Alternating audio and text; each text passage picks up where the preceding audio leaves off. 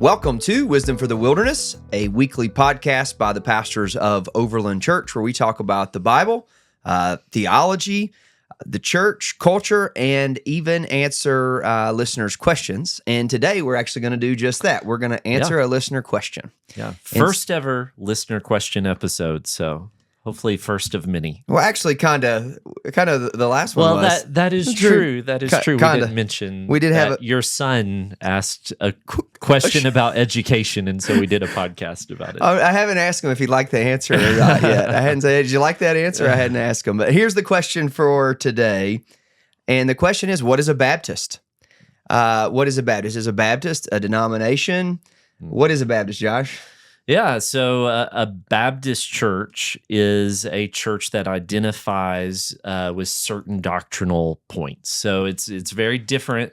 Maybe I'm getting too deep too quick. Go for it. Jump in. It's very different from saying what is a Methodist or what is an Anglican, what is a Catholic, because you'll notice, for example, like UMC, that stands for the United Methodist Church. That's right. And there's a article at the beginning, the church, the United Methodist Church. So the idea is that all of these congregations that are United Methodist congregations across America make up one United Methodist Church. Right.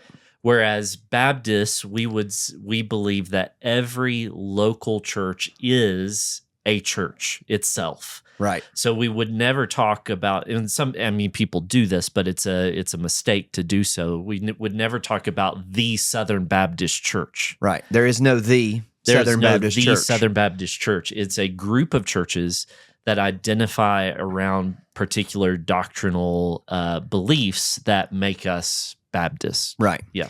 So in these, what we call Baptist distinctives, these are the things that make us distinct from others. You've got biblical authority. And so we stand on biblical authority.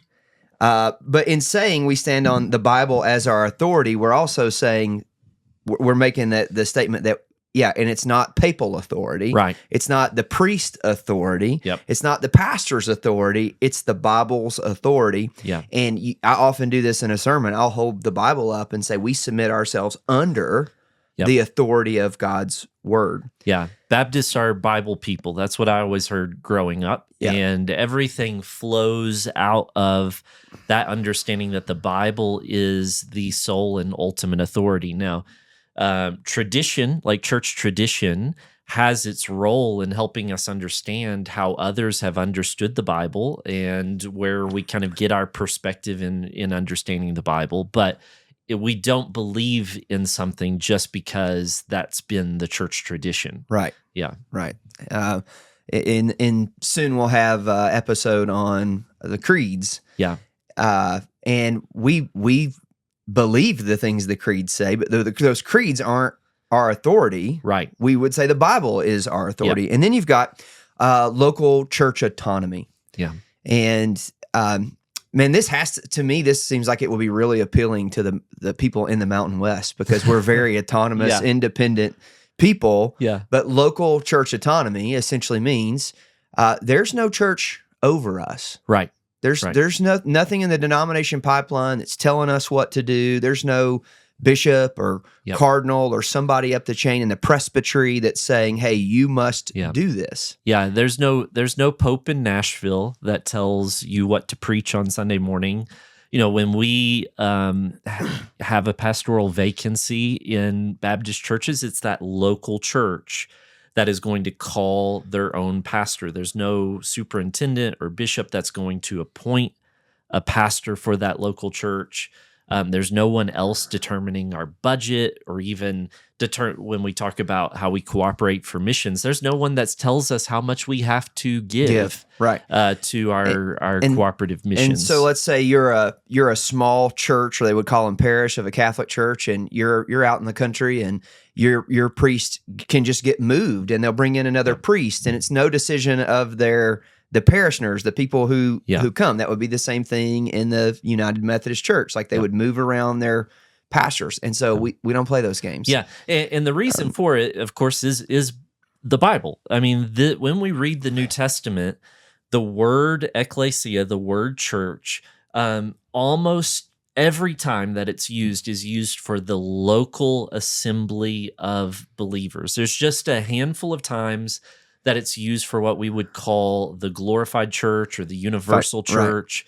We think of Ephesians 5. We're preaching through Ephesians right now, that Christ loved the church and gave himself up. Well, that's talking about all believers everywhere throughout all of time. Right. That's the universal church. That's the universal church. So there's that. And then there is the church at Ephesus, the church at Corinth, the church. And there's nothing in between those two. And that's really what the Catholic Church and others have tried to create is there's a universal church, not in the sense of all believers throughout all of time, but all believers in this church, in this, doctrinal manifestation in this time period. Right. And we don't think that middle category exists biblically, and so we don't have it in our organization of ourselves as Baptists. Then we have the priesthood of believers. Yep. Which again, it's making a statement, but it's also making a statement against what we're not. So we're saying the priesthood of all believers is all believers have the priesthood, all have direct access to Christ, therefore direct access to God, and you don't have to go to a priest. That's right. And let the priest go to God on your behalf. Mm-hmm. That you are your own priest. You're able to pray, and the Lord will hear. You're able to understand the scriptures. You're able to make disciples. Yeah.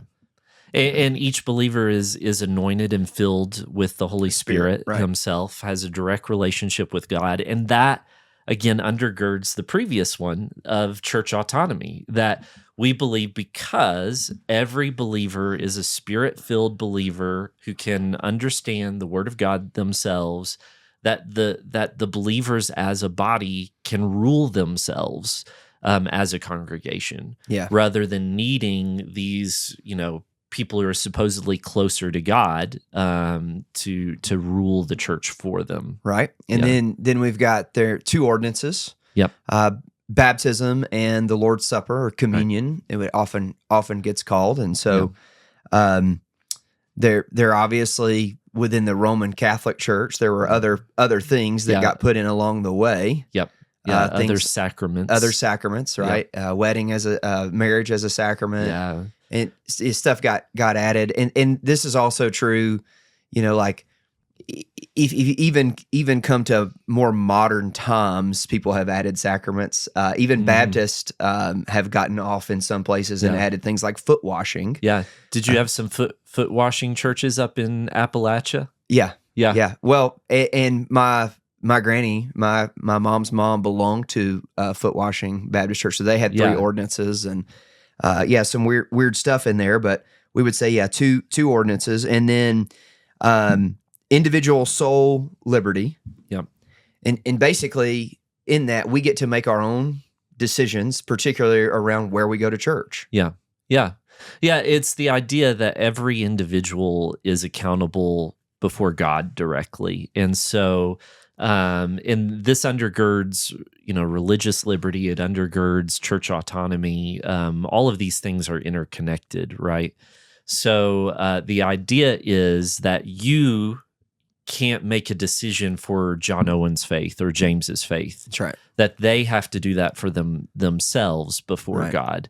And so that connects again to baptism, and the idea of baptism is for believers. Right. And therefore we don't baptize our infants. And it also connects to the idea that the state should not have an established church that tells us what we ought to believe, because we are, as individuals, accountable directly to God for our faith. Right. Yeah.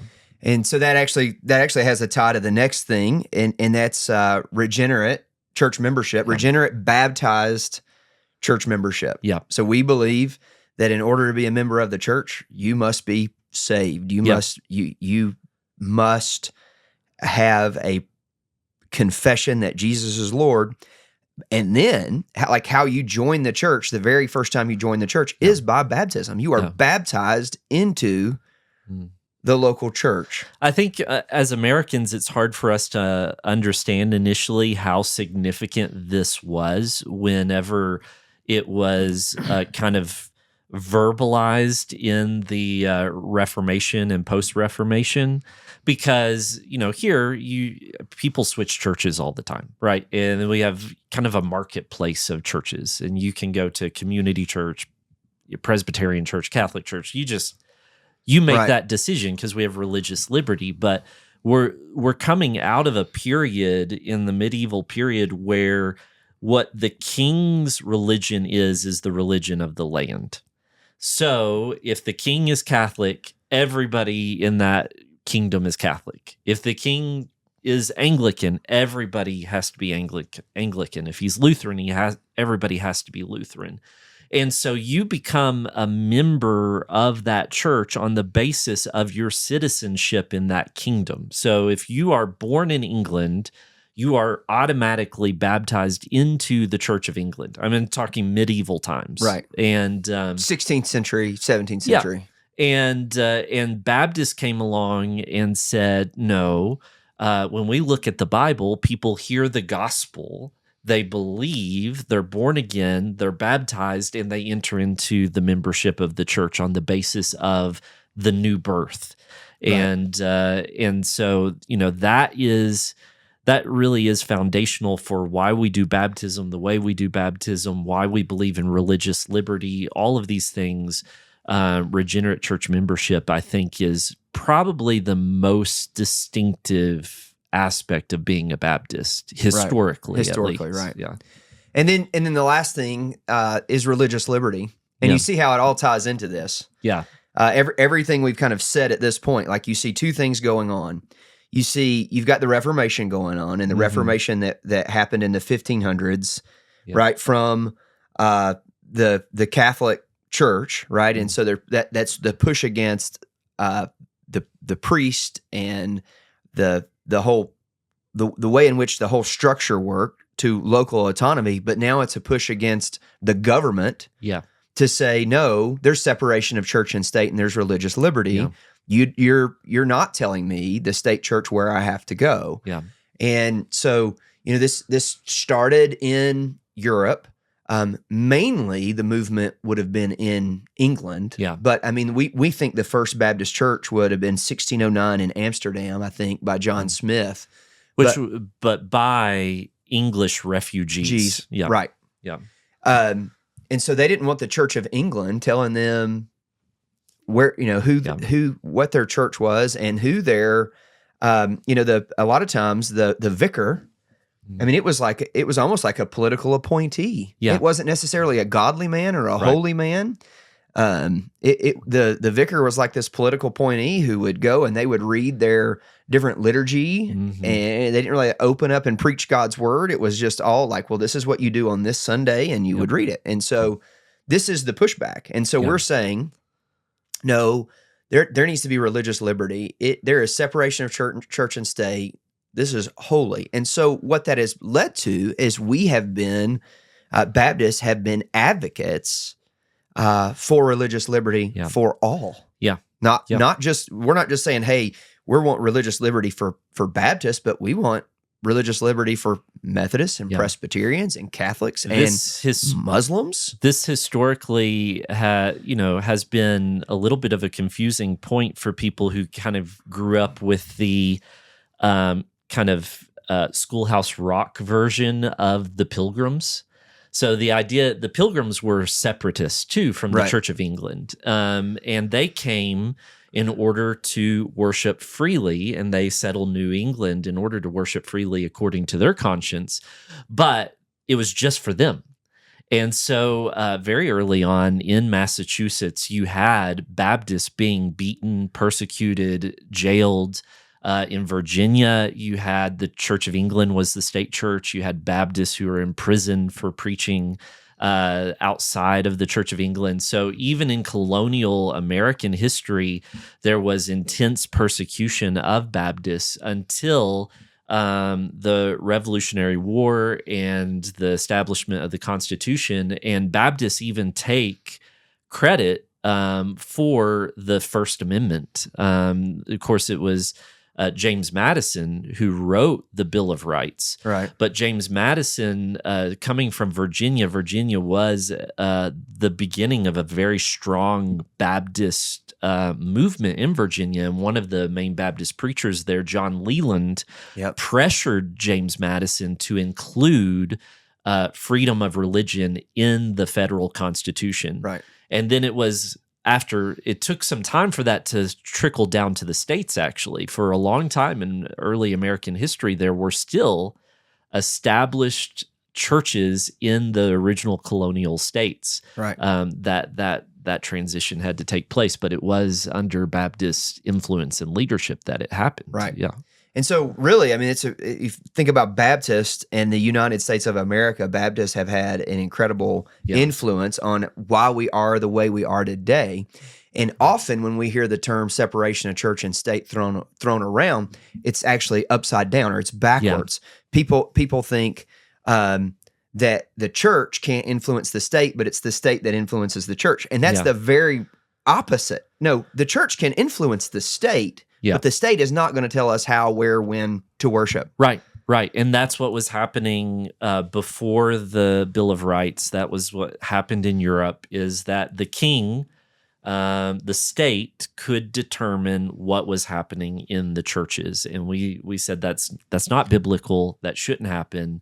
And therefore there should be a separation of church and state. Right. Yeah. So because of that, right, our country's founded the way it is, but the church movements have happened, and it has caused there to be a lot of different movements because we have the autonomy and the ability to do it. And so there's a Northern Baptist and a Southern Baptist, and there's all these different Baptist and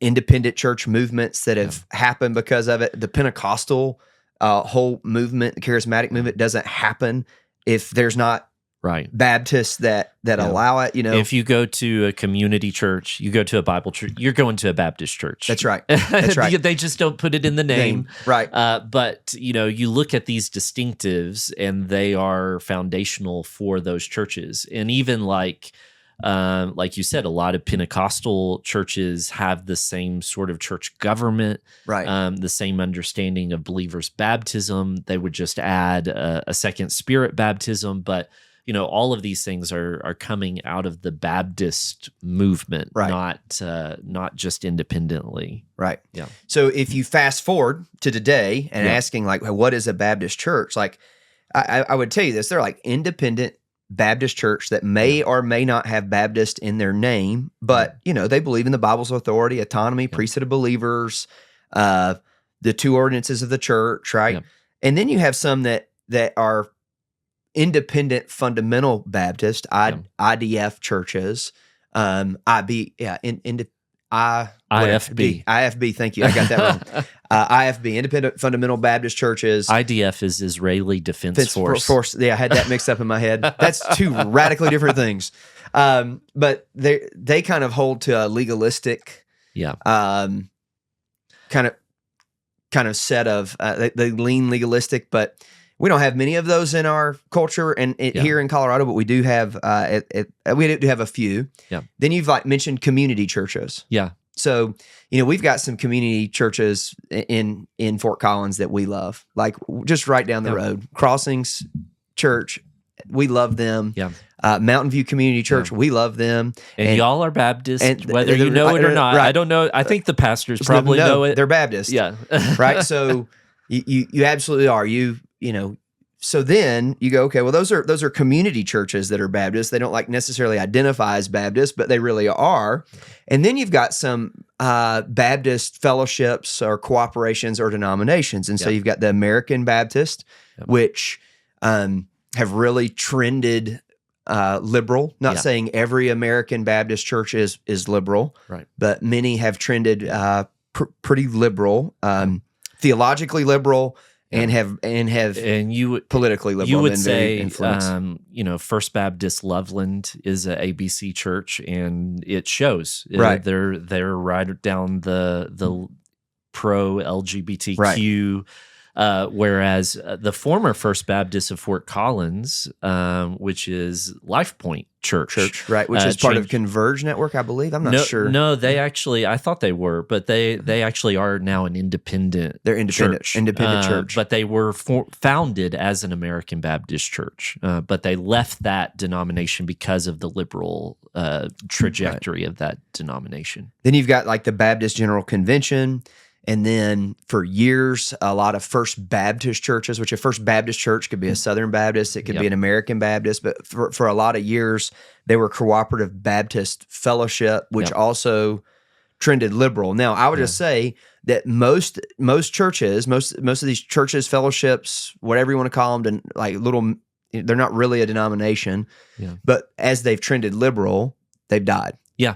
And so, as they trend liberal, it's a slow decline into death, and that's where they're headed. Yeah. And then you've got the thing that when most people hear Baptist, they think Southern Baptist, and that's what we are. Yeah. We are Southern Baptist. Southern Baptist, the largest, at least in terms of the numbers that we report, which are not always true, the largest non-Catholic denomination, largest Protestant denomination in the United States. Right. Not a true denomination, but right. Yeah. But the largest, about 47,000 churches. Yep. And Josh said like the numbers that you report, this actually really hard. For instance, every year, our churches fill out a report called a ACP report, and in Colorado, we know we have 370 Colorado Baptist General Convention churches, and like 232 filled it out last year. Yeah. But then they're reporting membership, and like the FBI couldn't find half of our members. Yeah. So jumping in on that, I'll just like break down the Southern Baptist Convention, what it is and what it isn't. It's roughly 47,000 Southern Baptist churches. Now, we have churches that are planted every year and churches that die every year. Yep. When you have 47,000 of them, it's pretty hard to keep up with. Yeah. But within the SBC, and again, it's not a denomination, there's no top up. We have something we call the Southern Baptist Convention, and we convene for 2 days a year. Yep. Every June. And if you're listening this on the day that it comes out, the Southern Baptist Convention is convened. It's convening this morning in Dallas, Texas, where you'll have a large representation, probably most of the time 15,000 churches represented, where we do meet, we convene, and we do business for the entire year. And the language is that we send messengers to the convention. So churches have a certain allotted number of messengers that they can send. And so the idea is we're sending our messengers to one another to make statements about what's important to us, to solve problems, about our cooperation as 47,000 churches. Right. And here's the really cool thing. Our church, based off of our number of people we have and our giving and our cooperation, we get up to 12 messengers, the same as the largest church in the Southern Baptist Convention. Yeah. And so we bring to the table, of course, there'll be four of us, four messengers there, essentially my family, will be there. Yep. And the messengers on behalf of Overland Church, and we will vote, and we will do the things that we feel need to do in the direction that we as a convention, a network, if you will, of churches need to do. It really is, though, I mean, the thing around Southern Baptist and why we would jump in and say, hey, we're going to be Southern Baptist, not just a local autonomous church. Yep. Because we're saying, hey, we're choosing to cooperate with these other churches. And that word cooperation is the key word in Southern Baptist life and why we would even be a part of it. Right. Because we're choosing to cooperate together. Matter of fact, we have something called the cooperative program. And basically, it's a large fund that we give to, and it just turned 100 years old. Did you know that? Yeah, I know that because I'm from Murray, Kentucky, and H. Boyce Taylor, who was the pastor of First Baptist Murray, came up with the idea originally. Right. And because before then, the Southern Baptist Convention begins in 1845, Right. And it begins with different entities. You have a foreign mission board. You have a what's now the North American Mission Board. It used to be called the Home Mission Board. Right. You have seminaries. Each of these entities were always sending out agents to all the churches to fundraise, and so they'd be coming to Overland constantly and saying, you need to give to the seminary, you need to give to the missionaries. And they were essentially competing with one another for funds. And so H. Boyce Taylor said, why don't we put together a cooperative fund? All the churches will give whatever they feel like giving, and then that will be divvied out according to the needs of the different ministries.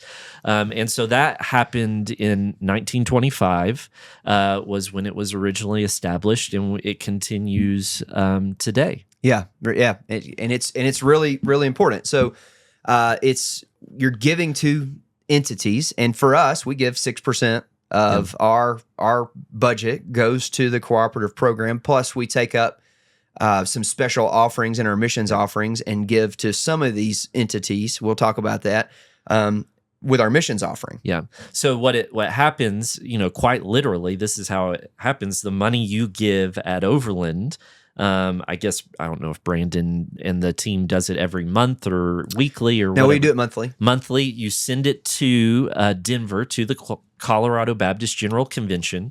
They take a portion of it, and then they send another portion to Nashville to the executive committee of the SBC, and then the SBC will distribute it to international missions, North American missions, seminaries, ethics and religious liberty, and the various entities. So let's talk about for a second, just like the hierarchy and how it works, and it's not really a hierarchy, that's the wrong word, but the different associations that we have.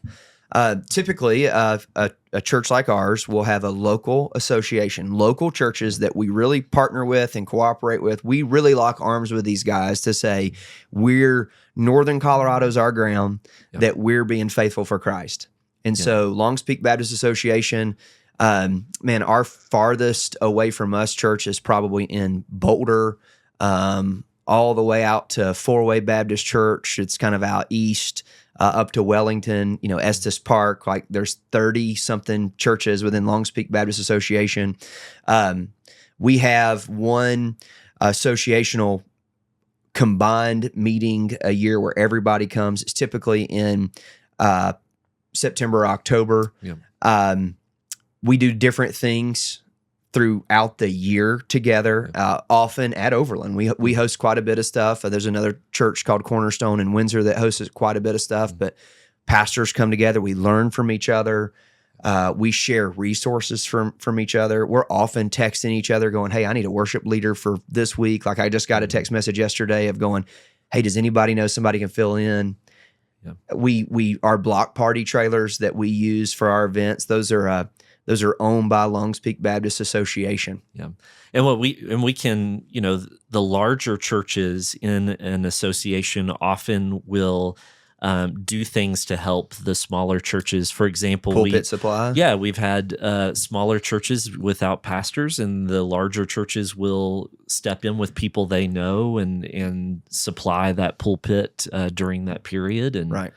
And really, this is the place for us, because we're all signing something saying, hey, we're joining this association together. It's really the place where doctrine matters the most. Yeah. Because like the National Southern Baptist Convention can't look at a local association, they can't look at one church and comb through their doctrine. Right. It's the local associations to hold them accountable. Yeah. So if we had a church that was theologically going off the rails, we would be the people who needed to step in first. It's not the state convention's job, it's the local association. And that gets at something that's really important in all these levels of associations and cooperation, from local up to SBC, national. We talk about the autonomy of the local church. There's also an autonomy of the association. That's right. So the association is its own autonomous body. churches voluntarily associate with one another for these cooperative efforts. So we don't have to be part of a local association. Nope. Nobody said we have to. We could leave it tomorrow if we wanted to. Right. And no one at the association is telling us what to do or not to do. Right. But at the same time, the association determines the standards of membership for churches in the association. That's right. So, we're bound together at every level here by the Baptist Faith and Message 2000. That's our statement of faith. That's the statement of faith at Overland. Right. If you take an Exploring Overland, I gave you a little tract that has it, but that's also the thing that unifies us in the local association all the way up to the SBC.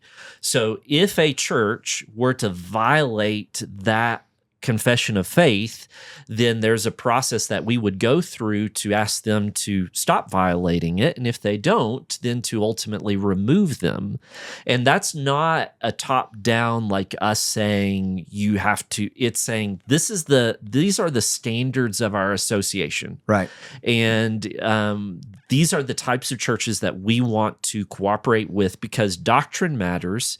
And it matters in how we're going to do mission together. Right. And so if you're not on board with this doctrine, then this is not the right place for you to cooperate. Right. And so we're going to ultimately remove you. And that's happened more in terms of headlines. It's happened more on the national level recently. Last year we removed Saddleback Church. Yeah.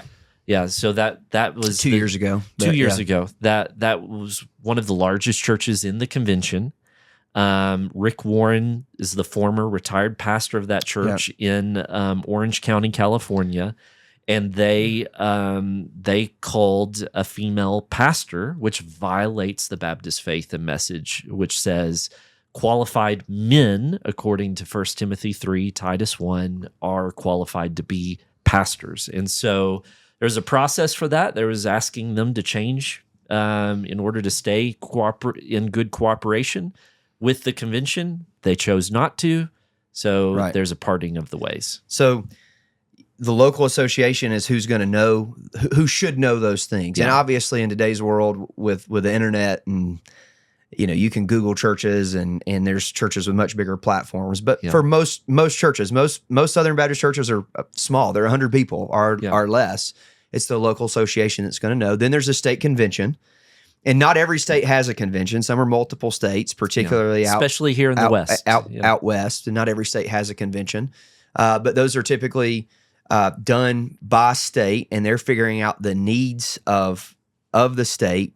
They work hand in hand with the associations. Where we work together, and like for us, a church who's planted a church in Durango, it's been really interesting to watch because the people at the state level have helped us because they connected us to the people at the association because the people at the state know everybody, right? Right. And so they're really helpful in that process. And so you've got state conventions, and then you've got the national entities. Now, the national conventions 2 days a year, but you have these different entities. And let me just walk through real quick what those are. And to me, kind of the International Mission Board and the North American Mission Board are two of the more fundamental pieces. Yeah. I mean, originally 1845, that's the only thing that they brought into existence was the Foreign Mission Board, now International Mission Board, and the Home Mission Board, now North American Mission Board. Right. That was it. And then later other things were added. So that when we talk about the fundamental purpose of these cooperative efforts, number one is missions here and to the ends of the earth. Yeah. So the International Mission Board, its headquarters is in Richmond, Virginia, and they train and deploy 4,500 we used to kind of be the standard. I don't think we're at 4,500 right now, but that's like where they want to be back at is about 4,500 missionaries all over the world. We tend to kind of think of some of those missionaries as like the recon Green Beret kind of missionaries because the beautiful thing about their funding is we can have people go into places fully funded that aren't having to come back to the States on furlough and raise money and have their name out there. So like they can go into places where they aren't legally allowed to be, right, and do missions work because they're not having to worry about funding back home. And that's like the really important thing with IMB. But we train, equip, and send. And a beautiful thing is, let's say there's a church of 40 people, and somebody in this small rural church, let's just say they're way out east in the plains, right? They couldn't afford themselves to send this missionary that's answered the call. But we as a cooperating group of churches, we can. And so they're not having to fundraise, they're being sent. So that's like the beautiful piece of the IMB. I think they used to say, and maybe these numbers have changed after COVID, but they used to say on average is about $10,000 a month to support an IMB missionary. So some places cost of living is much lower, some places it's much higher. Right. But on average, it works out to about $10,000 a month. And that's not just their salary, that's all kinds of support needs to keep them there, insurance, medical, sending their kids to school, all of these things. And so you think of a church that has about 40 people, like the first church I pastored, we would have about 25 people on Sunday morning. We could never afford $120,000 a year. Our budget wasn't even $120,000 a year to send someone, but through the cooperative effort, we could. Right. Yeah. So then you've got the North American Mission Board, we call NAM. Yeah. Within the North American Mission Board, there are several different departments, if you will. One of them is Send Network, which is the church planting arm. We are a Send Network church plant, and we're very involved in that network. Yeah. The other is Send Relief, and it is the compassion ministry arm. So they do disaster relief. They help with vulnerable populations, vulnerable communities, human trafficking. I should know all of these like the back of my hand, considering that my wife works for them.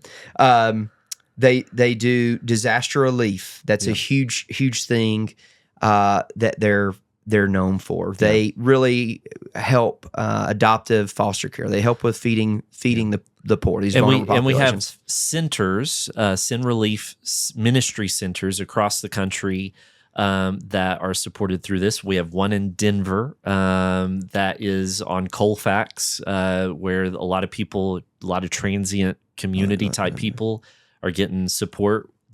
Our mission trip to South Dakota is to partner with a Send Relief ministry center on the Lakota reservation there. Right. So very important ministry. Then there's evangelism. They help churches with evangelism. There's the next gen piece of that, the next generation. They help with kids, students, college. If you go in the lobby to our Evangelism Resource Center, you're going to see 3 circles tracks. Right. Those are coming from the North American Mission Board. They do all the materials, all the training for our local church to be better at sharing the gospel. Yeah. Now, here's one thing I just want to point out about the North American Mission Board is they don't plant churches. Churches plant churches. They help equip churches to plant churches. They help the process of planting churches. Church planting is their heart, but it is the church that plants churches. And when we plant a church, it's a local autonomous church, and the Send Network doesn't tell us what we can or can't do necessarily. Like that's not what they're doing. The local association actually would have more influence on that than they would. So after those two, you've got 6 Southern Baptist seminaries.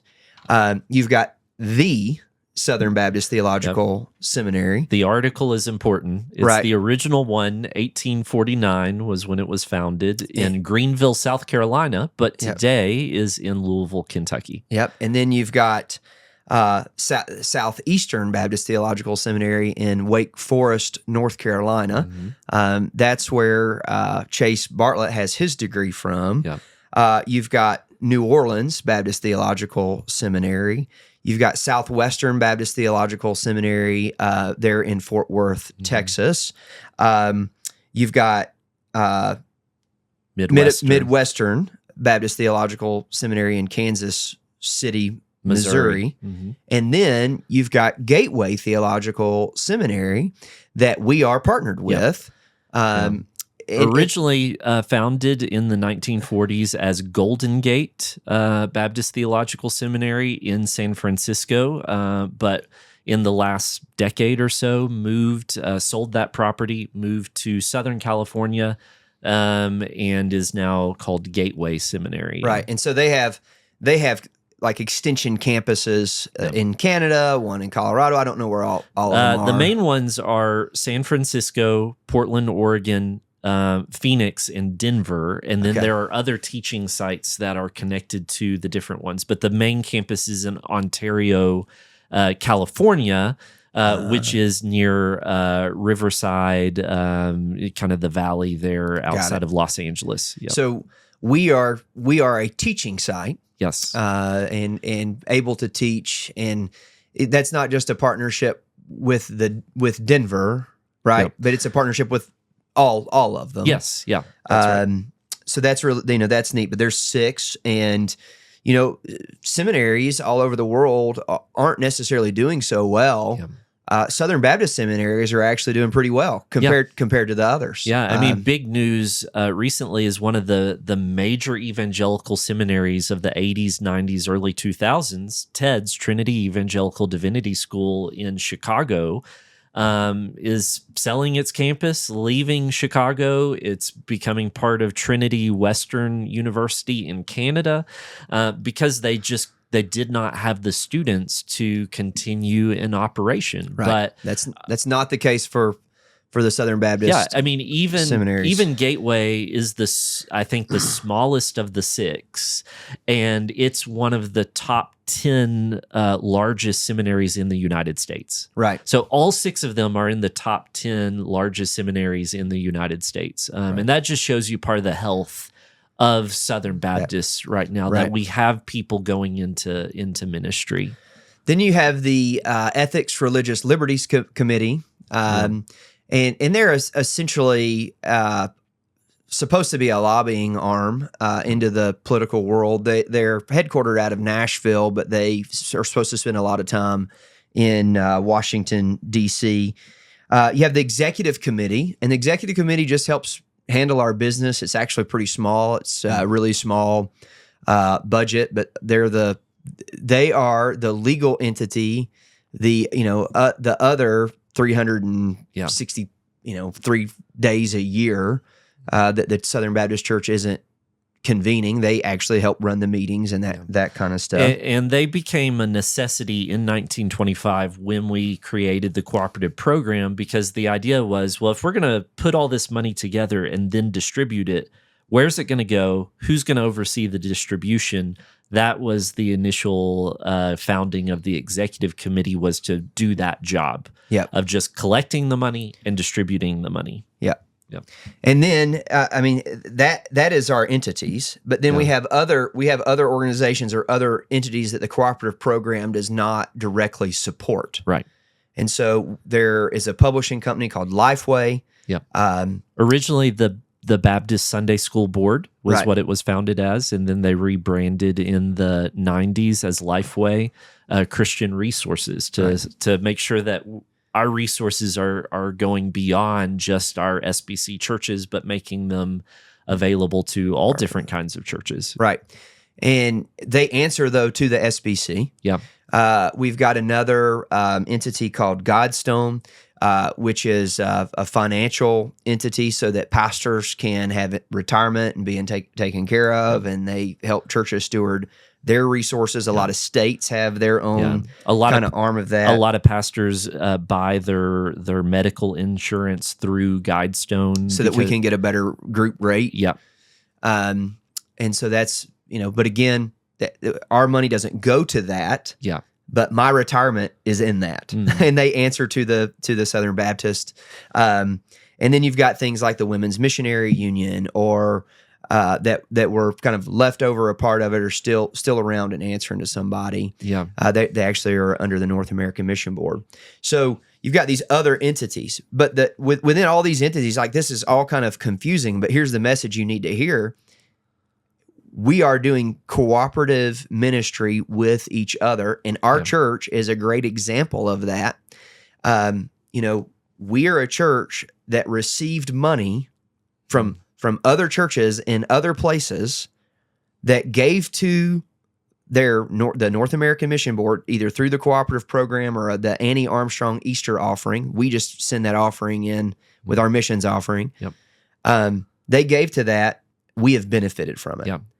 They train, as a church planner, I went through training that helped us plan our church that was funded by other cooperating churches. Yeah. Now, I help train church planters. I reinvest in the system. We're planting Overland Durango.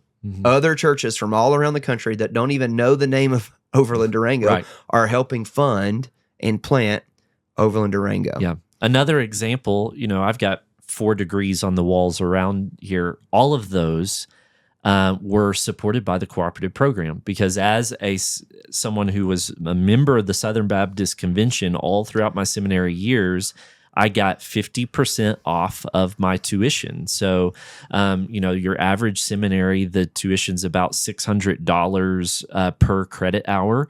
And if you are a member of Overland and you register with Gateway to take classes at Overland, you're not going to pay $600 a credit hour. You're going to pay $300 a credit hour. And so, that's part of the benefit of us pulling that money together. So that we can raise up ministers, we can plant churches, we can do the things that we need to do better together than apart. So going back to the beginning of the conversation, like we believe in these Baptist distinctives, and one of those is local church autonomy, and we are an autonomous local church. But why do we choose to cooperate with Southern Baptists? It's because we believe in the collective good of our convention and the work that we can do together. And there's this very cliche kind of statement that we say over and over and over within denominational lives, but we really do believe we're better together. Yeah. We're not isolated. We're not out on an island. There is accountability but we get to keep our autonomy. Right. And so it's a good thing. So I'll just tell you this, I am proud to be a Baptist. Yeah. I'm proud to be a Baptist. Me too. But you didn't put it in the name of Overland Church. I didn't, and there's a great question of why not, and it's because we live in a culture where either if you understand Baptist in this culture, it probably comes with baggage, or it just means absolutely nothing to you, and so. But at the same time, we're a church that we're not trying to hide that. No. There are some churches that you would have to have a private detective to figure out. You'd have to be the FBI to figure out they're a Southern Baptist. Yeah. Not at all. But the first time you step foot in exploring Overland, we're going to go through all of this stuff about, we're Southern Baptists. This is what it means. We talk pretty extensively about that and are upfront about that. I don't hide it within my preaching or... in my examples and sermon illustrations or any of that. We're proud of the network that we belong to. You can find it on our website. It's just that in a unchurched culture, it doesn't have a lot of meaning to people. So, some churches would say like Overland SBC, like they'd put SBC on the sign, but the SBC doesn't mean anything to people here. Or it means something negative because people know, and this is true, in 1845 when it was founded over the issue of slavery. Right. Because all Baptists were part of the Triennial Baptist Convention in the United States, and that convention decided they were not going to appoint slaveholders as missionaries, and therefore the churches in the South separated, and that's when you had a Northern and a Southern Baptist Convention about 15 years before the Civil War. Right. And so that is the history. And there was a long time that there was a lot of racism in Southern Baptist life, but I would just say today we are one of the most ethnically diverse movements Absolutely. in the country. I mean, we have African American churches. We have all kinds of refugee and ethnic churches. Man, I've spent time recently with the Ethiopian planter. I was yesterday with a Hmong pastor. He's on the board of the executive board of the Colorado Baptist Convention, and I was at that meeting. I'm also on that board, and I heard a Filipino church planter's testimony yesterday. I heard an Indian church planter's testimony yesterday. A guy planting. I mean, we're incredibly diverse, and there's been there's been a lot of repentance. Yeah. And that's not who we've been in a really long time. And there have been churches that were removed from the convention recently. Because of things like opposition to interracial marriage. And we said that's not who we are. We're going to remove those churches. It violates our confession of faith. Right. And so we're saying we're choosing not to cooperate with you. And so that racism, some sort of doctrinal liberalism issue, and then guarding some sort of sexual predator and not adhering to a right standard of guarding people in our church and keeping sexual predators out. Like those are real things for us in the modern era of what we do as Baptists, and saying, hey, these are who we're cooperating with. But absolutely. Well, I hope it's clear as mud now what a Baptist is. I feel like it's a lot. It's a church history lesson in the beginning up into a modern movement. But I hope you do begin to grasp it and understand it, and just know that we are Baptists because we believe we're better together. Josh, any parting words of wisdom? I would say, maybe even in the last few days, you've seen stories on CNN or, the Wall Street Journal, USA Today about the Southern Baptist Church or the Southern Baptist Convention, and there's a lot of criticism. Don't believe everything that you see on mainstream media. You should never do that. But especially when it comes to SBC issues, they don't understand us doctrinally. They don't believe the things we do, and therefore they're always going to be really critical. So go back to the sources, and if you have any questions, like I saw this on CNN about the SBC, what's up with that? Come ask us, because we would be happy to explain to you from our perspective, a Christian perspective, why the convention spoke in the way it did the things it did. Here's mine. Yeah. In September, we're doing something called the Serve Tour. Yeah. It's with Sin Relief, and they're coming to Fort Collins. There'll be, I don't know how many different churches represented, but tons of other Southern Baptist churches coming in and helping and partnering with us. Yeah. Be a part of that. Absolutely. And then you'll see the strength of why we do what we do, and why we cooperate, and why we're better together. Yep. All right. Well, thank you so much for tuning in this week to Wisdom for the Wilderness. Again, that was a listener question. And so if you have any questions, we'd love to hear them. You can email wisdom@overlandchurch.org to get those. And be sure to tune in next week. Have a great week. God bless.